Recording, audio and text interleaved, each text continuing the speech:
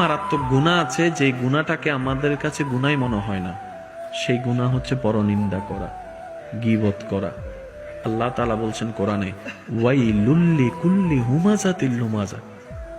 আল্লাহ আল্লাহ আল্লাহ।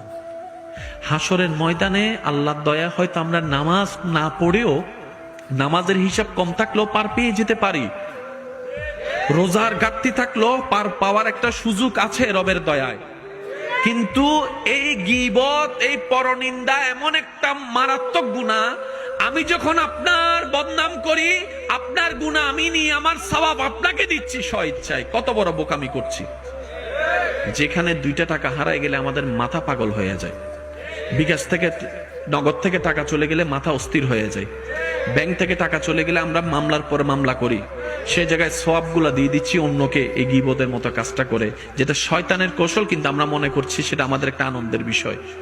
সেজন্য বলা, কিছু কিছু জায়গায় আমাদেরকে একটু ব্রেক লাগাতে হবে যদি আমরা বাঁচতে চাই, যদি আমরা জান্নাত পেতে চাই। চিৎকার দিয়ে বলেন সুবহানাল্লাহ।